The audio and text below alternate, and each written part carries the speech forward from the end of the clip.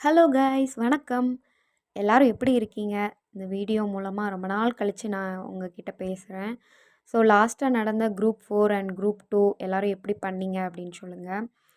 "நாம் ஒன்று நினைக்க தெய்வம் ஒன்று நினைக்கும்னு" ஒரு பழமொழி இருக்கு. அதே மாதிரி இன்னைக்கு நான் வந்து என்னென்ன படிக்கணும் அப்படின்னு சொல்லிட்டு ஒரு பிளான் போட்டிருந்தேன்.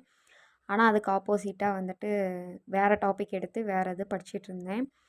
ஸோ குரூப் 4, குரூப் 2 எல்லாரும் நல்லா எழுதியிருப்பீங்கன்னு நினைக்கிறேன். என்னோட ரிசல்ட் வந்து பார்த்தீங்க அப்படின்னா, குரூப் 4ல வந்துட்டு 210 மார்க்கு, 140 கொஷின்ஸ் வந்து 140 கேள்விகள் வந்து கரெக்ட்டா போட்டிருக்கேன். அண்ட் குரூப் 2ல பார்க்குறப்போ கம்மியாயிருச்சு. ஒரு 135 அந்த ரேஞ்சு கிட்ட தான் வருது.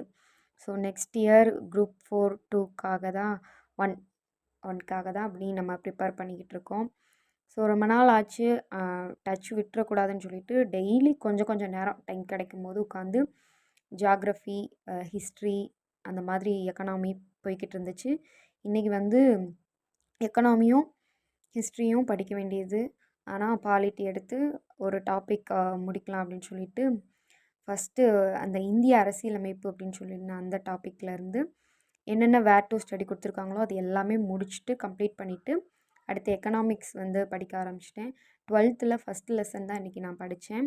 நான் எக்கனாமிக்ஸ்க்கு வந்துட்டு என்ன ஃபாலோ பண்ணுறேன் அப்படின்னா, ஃபஸ்ட்டு வந்து எய்ம் டிஎன் சேனலில் இருக்கிறதான வீடியோஸ் பார்த்துட்டு, அதுக்கப்புறம் அதில் என்னென்ன லெசன்ஸ் அந்த வீடியோவில் முடிஞ்சிருக்கோ அதை அப்படியே சைட் பை சைட் படிச்சுட்டு நெக்ஸ்ட் வீடியோ பார்க்கலாம் அப்படின்னு சொல்லிட்டு வெயிட் பண்ணிகிட்ருக்கேன்.